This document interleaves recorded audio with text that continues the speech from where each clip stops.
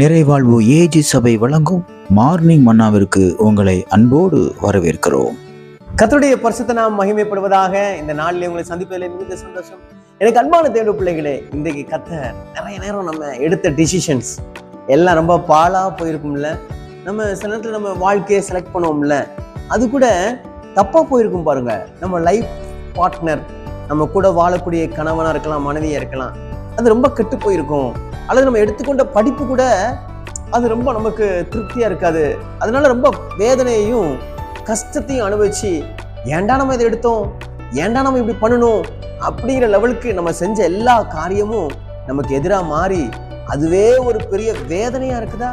ரொம்ப வேதனையோடு கூட இருக்கீங்களா? கர்த்தர் எப்படிப்பட்டவர் தெரியுமா? 2 ராஜாக்களின் புஸ்தகம் 2ஆம் அதிகாரம் 21வது வார்த்தை நடுப்பகுதி இப்படியாக சொல்லுகிறது, இந்த தண்ணீரை ஆரோக்கியமாக்கினேன், இதனால் இனி சாவு வராது அப்படின்னு எலியா தீர்க்கதரிசி சொல்றாரு. நல்லா கவனிக்கணும். இன்னைக்கு அன்பான தேவ பிள்ளைகளே, நிறைய நேரம் நம்ம செலக்ட் பண்ண இடம், அந்த ஜனங்கள் பசிக்கிறதுக்கு ஒரு இடத்த தேடிட்டு இருக்கிறாங்க. அங்க தண்ணீர் ரொம்ப கசப்பான தண்ணியா இருக்குது, இடம் பாழா போய் இருக்குது. அந்த இடத்த செலக்ட் பண்ணிட்டாங்க.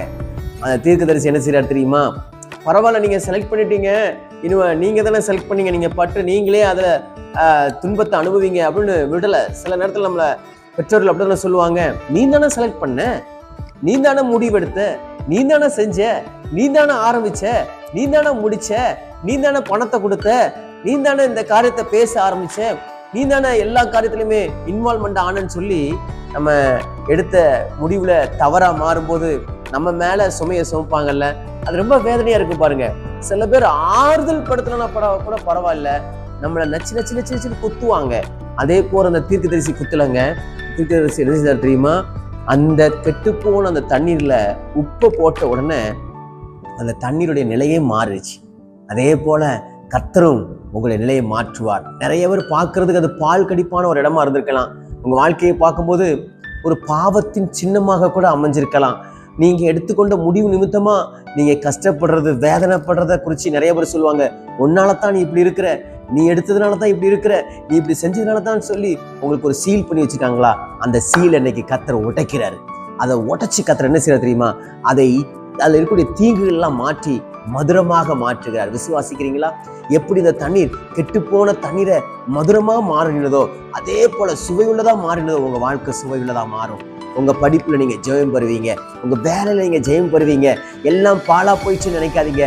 பாழாய் போனவைகளை ஆண்டவராக இயேசு கிறிஸ்து கட்டி எழுப்புவார். அது மாறும். அந்த கசப்பான வாழ்க்கை மாறும். நீங்க எடுத்துக்கொண்ட முடிவு இன்னைக்கு வேற மாதிரி இருக்கலாம். அந்த முடிவு நீங்க விரும்பினது போல சந்தோஷமா மாறும். விசுவாசிக்கிறீங்களா? இன்றைக்கு கர்த்தர் உங்களுக்கு அற்புதத்தை செய்ய போகிறார். கசப்பானதை மதுரமாக மாற்றுவாராக. நாள் கர்த்தர் உங்களோடு இருப்பாராக. God bless you.